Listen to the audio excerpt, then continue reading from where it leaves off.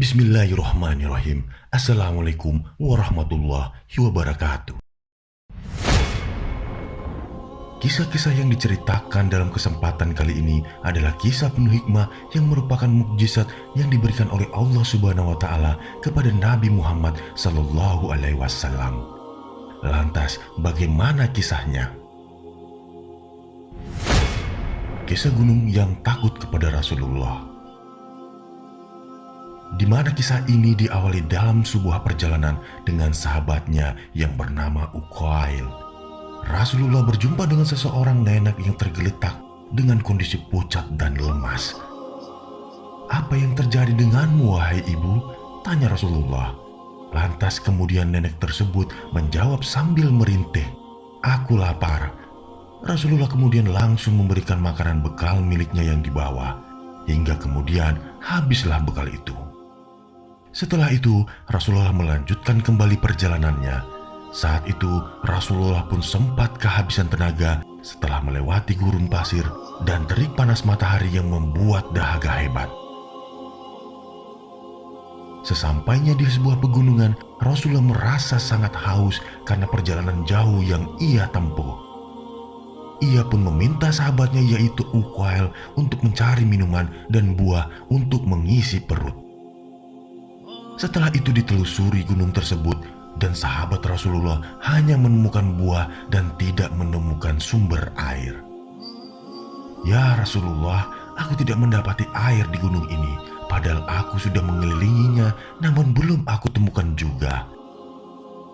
"Hai Uqail, bagilah gunung itu dan sampaikanlah salamku kepadanya, serta katakan, jika padamu ada air, berilah aku minum." Mendengar jawaban Rasulullah yang tidak masuk akal itu membuat sahabatnya kebingungan. Tapi Uqail tetap pergi melaksanakan perintah dari Rasulullah tersebut. Ia kemudian sempat bertanya dalam hati, apakah Rasulullah bersungguh-sungguh dengan ucapannya? Apa yang harus aku lakukan? Cuma menyampaikan salamnya atau hanya diam dan balik lagi ke beliau lagi? Di tengah perjalanan pendakiannya, tiba-tiba sahabat Rasulullah tersebut mendengar sesuatu yang aneh. Sebuah suara misterius mengatakan kepadanya, "Pergilah mendaki gunung, patuhilah perintah beliau." Ternyata suara tersebut merupakan suara dari malaikat Jibril.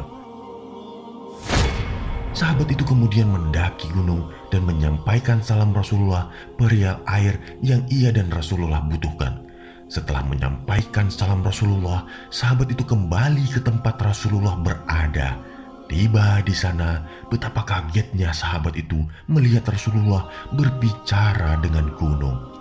"Wahai toladanku Muhammad, maafkan aku dikarenakan menghambat perjalanan engkau dengan tidak menyediakan air ketika engkau datang.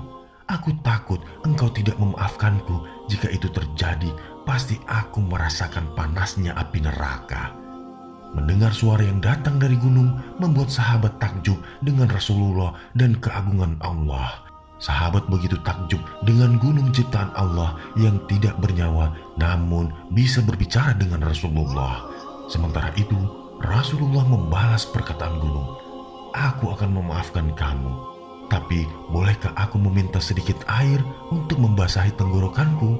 Gunung menjawab, "Dakilah gunung ini hingga sampai puncaknya. Setelah sampai, berjalanlah berbelok menuju tempat yang dipenuhi dengan bebatuan besar yang melingkar, di mana di tengahnya terdapat sumber air dan buah-buahan untuk bekal engkau, wahai Rasulullah."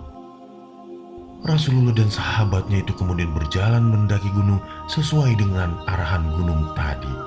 Sesampainya di lokasi yang dimaksudkan oleh gunung, sahabat begitu terkejut lantaran tidak pernah mendapati tempat seindah itu.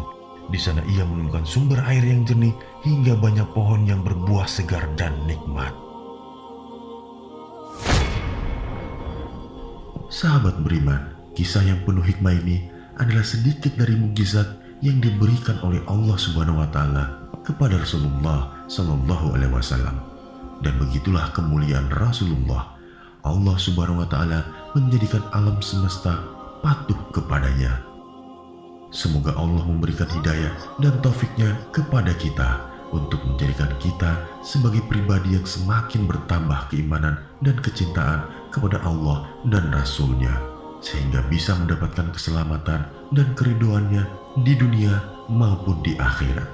Amin, amin, amin ya rabbal alamin. Wassalamualaikum warahmatullahi wabarakatuh.